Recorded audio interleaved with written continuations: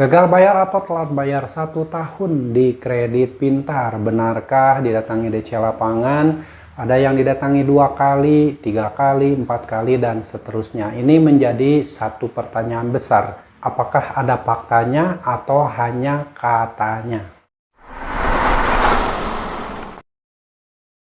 Assalamualaikum warahmatullahi wabarakatuh. Selamat sore teman-teman semuanya. Apa kabar Anda hari ini? Saya harap kalian masih dalam keadaan sehat walafiat dan selalu dalam lindungan Allah Subhanahu wa taala. Amin ya rabbal alamin. Nah, kali ini kita akan bagikan salah seorang yang sudah pengalaman menggunakan kredit pintar dan ternyata karena dirawat berbulan-bulan bahkan bertahun-tahun akhirnya gagal bayar juga dan sudah telat bayar dan gagal bayar 1 tahun lebih. Apakah benar didatangi DC lapangan atau hanyalah asumsi-asumsi atau hanyalah kelakuan orang-orang yang ingin menakut-nakuti semua nasabah pinjaman online sehingga mereka banyak yang menyampaikan bahwa telat bayar di kredit pintar itu didatangi DC lapangan, ada yang 2 kali, 3 kali, 4 kali, dan seterusnya. Itu hanya katanya atau memang ada faktanya? Nah, di video kali ini akan saya sampaikan berdasarkan pengalaman orang yang sudah telat bayar lebih dari 1 tahun di kredit pintar. Tetapi ingat kawan-kawan, pengalaman setiap orang itu tidak akan sama, tidak bisa dipukul rata dan tidak bisa disamaratakan. Jadi ini hanya berbagi pengalaman saja. Apakah benar gagal bayar lebih dari 1 tahun didatangi DC lapangan kredit pintar? Ada buat kawan-kawan yang penasaran? Silahkan disimak videonya sampai selesai, mudah-mudahan ini bisa menjadi penyemangat buat kawan-kawan yang saat ini sedang terpuruk karena tidak mampu lagi membayar utang di kredit pintar. Dan buat teman-teman yang saat ini sudah selalu setia mendukung channel ini, saya ucapkan terima kasih banyak.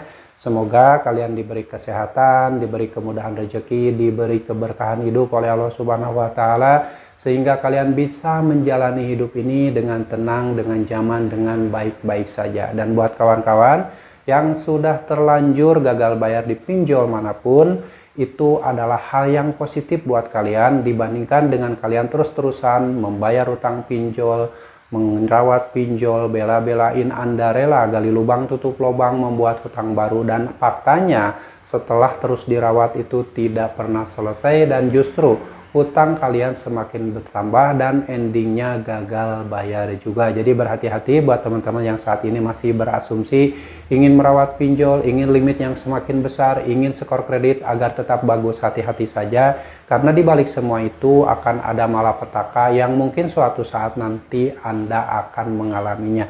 Oke, kredit pintar seperti kita tahu merupakan salah satu perusahaan pinjam meminjam berbasis teknologi informasi yang mempertemukan antara pemberi pinjaman dan penerima pinjaman.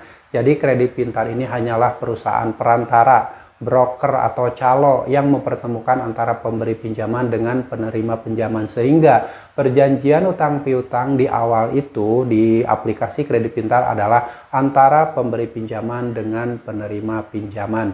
Nah, buat teman-teman yang mungkin pernah menggunakan kredit pintar di beberapa tahun yang lalu dari tahun 2019 mungkin atau dari tahun 2020, mungkin Anda pernah mengalami ditawari beberapa pilihan limit pinjaman. Misalkan jumlah limit pinjamannya itu ada yang Rp900.000, Rp1.200.000, Rp1.500.000, ada yang ditawari limit Rp1.800.000. Itu ada pilihan dari limit-limit pinjaman yang bisa diambil atau yang bisa dipinjam di aplikasi kredit pintar.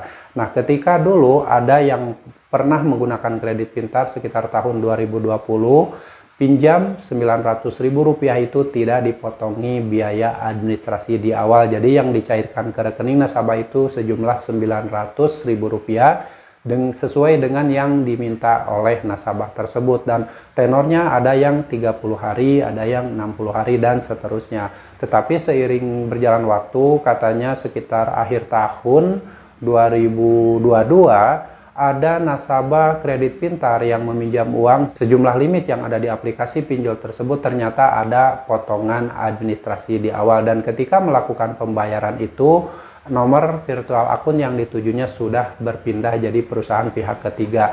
Padahal sebelum-sebelumnya ketika melakukan pembayaran utang di Kredit Pintar itu, nama nomor virtual akunnya itu atas nama Kredit Pintar. Nah, mungkin ada dugaan bahwa utang nasabahnya tersebut data-datanya sudah dialihkan ke pihak ketiga atau perusahaan jasa yang mungkin bisa saja disebut investor dan lain-lain. Nah, itu kalian harus waspadai. Makanya ketika kalian melakukan pinjaman uang di Kredit Pintar itu, kalian harus teliti dulu perjanjian utang piutangnya, jangan sampai suatu saat nanti kalian akan menyesal. Dan jika ada sesuatu yang menurut kalian itu diragukan atau ada kejanggalan, sebaiknya kalian jangan coba-coba meneruskan meminjam uang di Kredit Pintar tersebut karena khawatir nanti justru kalian akan terjebak penipuan ya.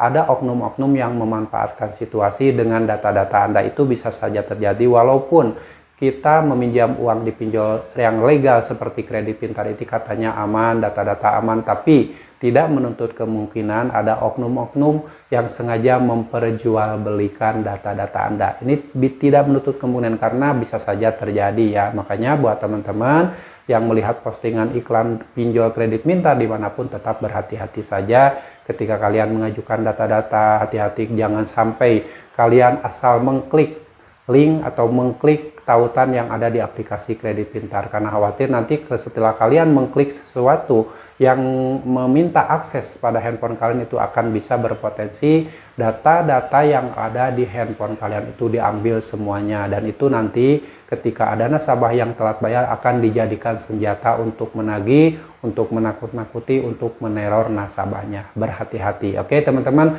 ketika meminjam uang di Kredit Pintar itu sejumlah misalkan 1 juta rupiah, tenor 30 hari, dikembalikannya saat itu katanya masih bunganya sekitar 0,4% per hari ya.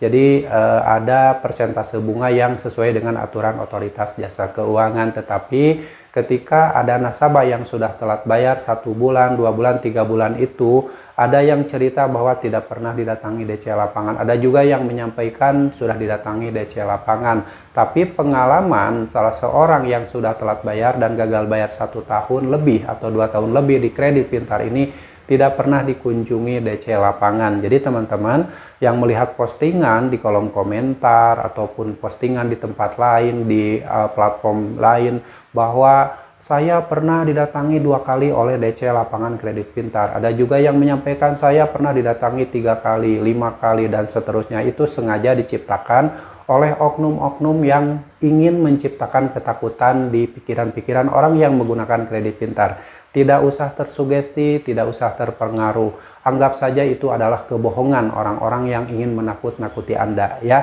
Karena faktanya walaupun dirumorkan Kredit Pintar ada DC lapangannya, tidak semua nasabah yang gagal bayar di Kredit Pintar didatangi. Oke ya, jadi tidak semua.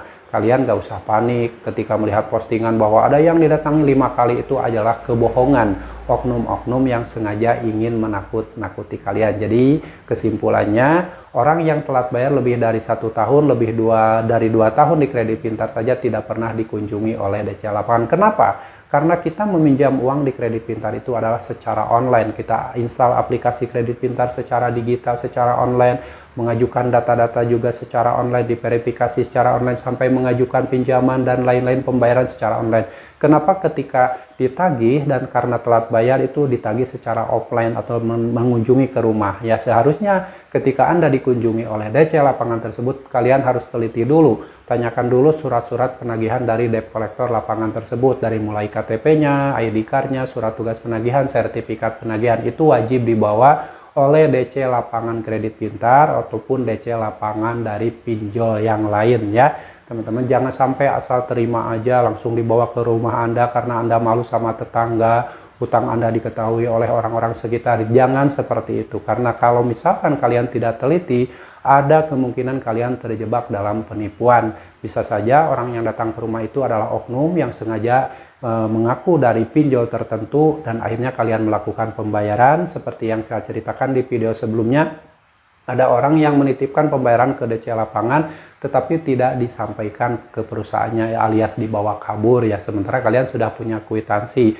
Nah, mengenai kwitansi juga harus kwitansi yang resmi sesuai dengan perusahaan tersebut. Jangan sampai kalian melakukan pembayaran lalu dikasih kwitansi yang kwitansi hasil beli dari warung atau kwitansi buatan ditulis tangan. Jangan sampai diterima, karena itu bisa berpotensi kalian justru malah tertipu. Uang kalian diberikan dan ternyata tidak disampaikan ke perusahaannya dan tetap kalian akan ditagih. Oke, berhati-hati dan tetap waspada. Oke, jadi buat teman-teman yang saat ini masih menanyakan apakah gagal bayar di kredit pintar akan didatangi DC Lapangan. Ingat kawan, kedatangan DC Lapangan itu sebenarnya hanya ada di pikiran kalian yang selalu takut, panik didatangi DC Lapangan, sehingga ketika ada orang yang menyampaikan saya sudah didatangi 2 kali, saya sudah didatangi 3 kali, akhirnya kalian tersugesti dan melakukan pembayaran dengan cara apapun. Ada yang sampai terjebak gali lubang tutup lubang, membuat hutang baru. Akhirnya itu bukan solusi. Hutang kalian justru semakin banyak, semakin bertambah. Padahal kalau kalian tidak mampu bayar adalah gagal bayar. Sehingga kalian akan berpotensi berhenti dan stop di satu lubang hutang. Misalkan hutang kalian 2 juta rupiah. Kalau kalian gagal bayar karena tidak mampu bayar, otomatis maksimal persentase bunganya tidak melebihi 100% sesuai dengan aturan OJK.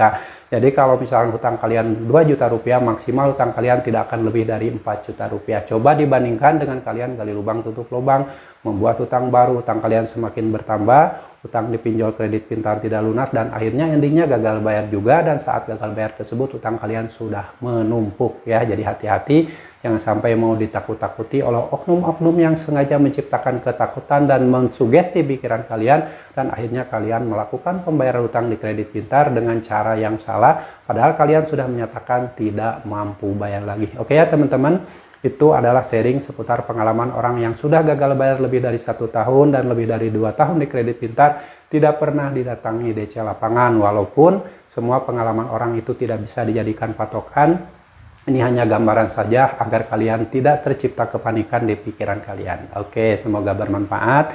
Dan buat teman-teman yang saat ini masih panik, masih takut didatangi DC Lapangan, lebih takutlah sama Allah Subhanahu wa Ta'ala, karena DC Lapangan itu hanya manusia biasa, hanya makhluk biasa seperti kita. Tidak usah takut dengan makhluk, takutlah sama Allah karena kalian sudah terjun dalam riba pinjaman online.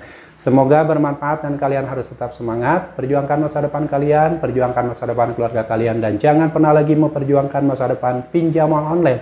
Sampai jumpa lagi di video saya selanjutnya. Wassalamualaikum warahmatullahi wabarakatuh.